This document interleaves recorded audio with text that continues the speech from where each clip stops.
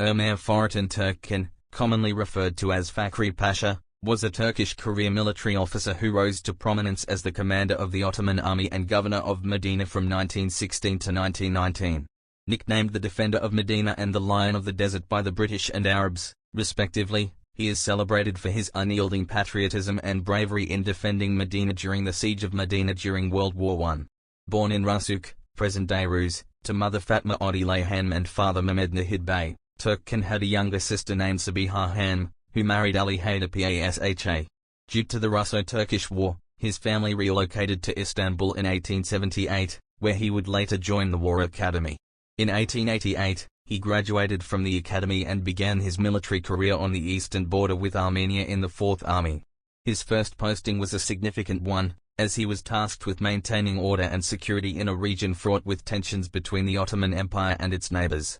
In 1908, Turkcan was reassigned to the 1st Regular Army in Istanbul, where he would remain for several years. However, his military career took a dramatic turn when he was dispatched to Libya during the Italo-Turkish War from 1911 to 1912.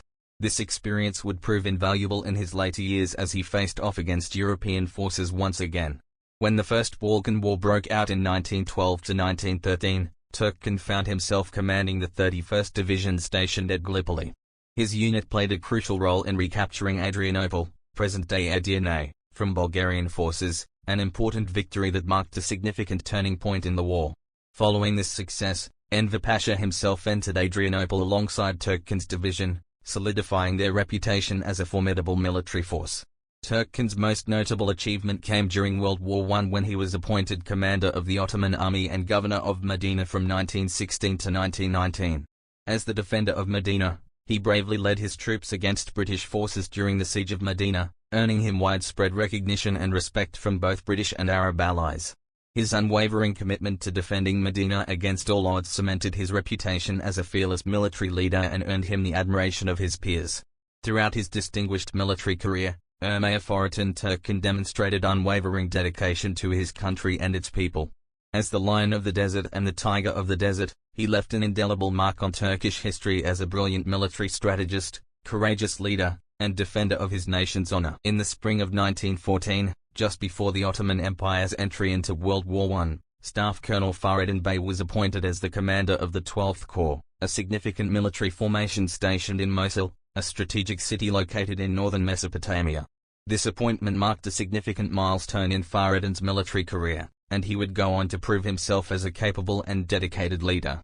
On November 12, 1914, Fahrettin's leadership abilities were recognized with a promotion to the rank of Merlava, equivalent to a colonel in Western armies.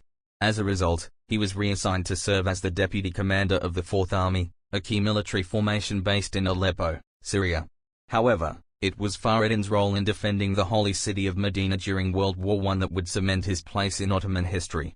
In May 1916, under the orders of Cemal Pasha, the commander-in-chief of the Ottoman forces in Syria and Palestine, Fahrettin marched towards Medina to defend it against a rebellion led by Sharif Hussein bin Ali, the Sharif of Mecca.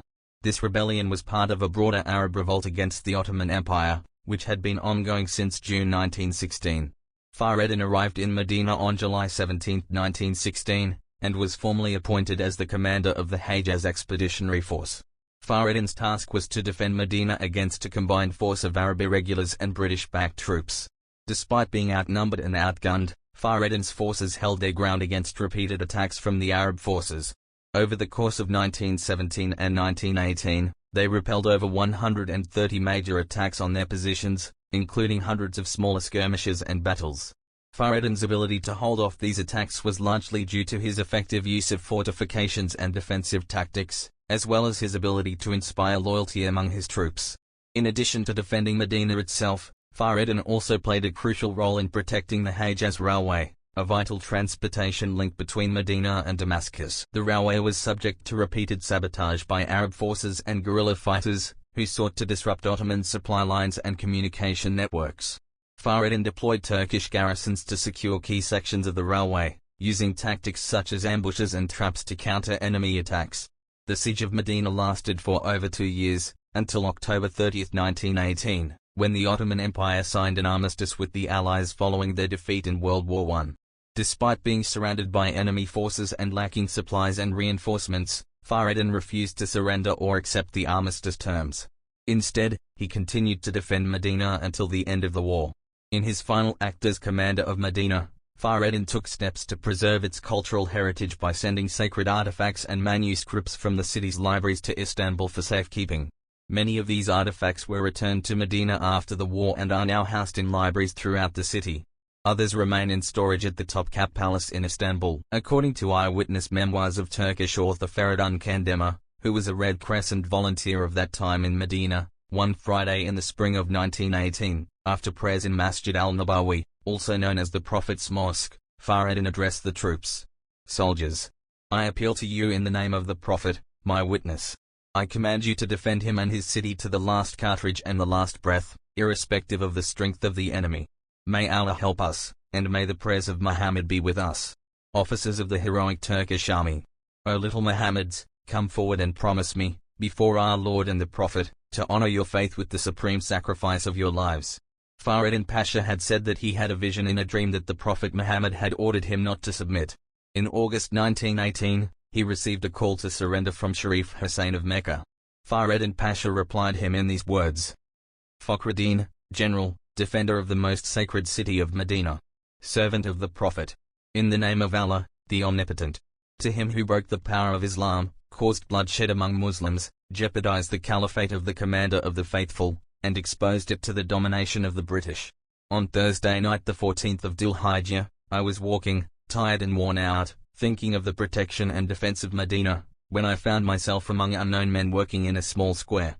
Then I saw standing before me a man with a sublime countenance. He was the Prophet, may Allah's blessing be upon him. His left arm rested on his hip under his robe, and he said to me in a protective manner, 'Follow me.' I followed him 2 or 3 paces and woke up.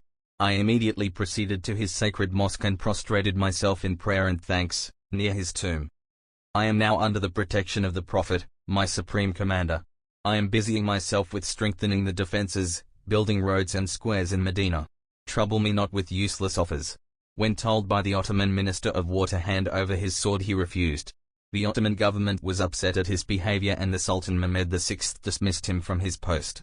He refused to do so and kept the flag of the Ottoman Sultan flying in Medina until 72 days after the end of the war. He replied to an ultimatum from British General Reginald Wingate on the 15th of December 1918 with the words, "I am a Muhammadan. I am an Ottoman. I am the son of Bey. I am a soldier." Fakhri was arrested by his own men and brought to Abdullah on the 9th of January 1919 at Bir Darwish. Abdullah entered Medina shortly after the surrender, followed by Ali, who entered the city on the 2nd of February 1919. After Fakhri Pasha's surrender, he was taken into custody and brought to the military barracks in Cairo, Egypt. He was subsequently transferred to the island of Malta, where he spent several years as a prisoner of war until his release in 1921. Following his freedom, Fakhri joined forces with Mustafa Kemal Ataturk's Turkish army, fighting against the Greek and French armies that occupied Anatolia during the Turkish War of Independence. After the war, he was appointed as Turkey's ambassador to Kabul, Afghanistan from 1922 to 1926. In 1936, Fakhri was promoted to the rank of Ferik, equivalent to a lieutenant general, and retired from the Turkish army.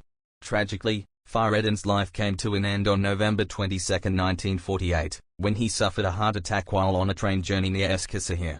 According to his final wishes, Fakhri was laid to rest in the Asyan Cemetery in Istanbul. His legacy lives on many years after his passing. He was a warrior and soldier and a true lion of Islam and a true lover of the greatest creation of Allah's peace and blessings be upon him. May Allah grant him Jannah and reward him for his efforts of defending the holy city of Medina from the traitors who with the backing of the Western disbelievers broke the brotherhood which Islam tells us to uphold and allowed the Western powers to rule in whichever they would like, and their support of killing our Muslim brothers and sisters in their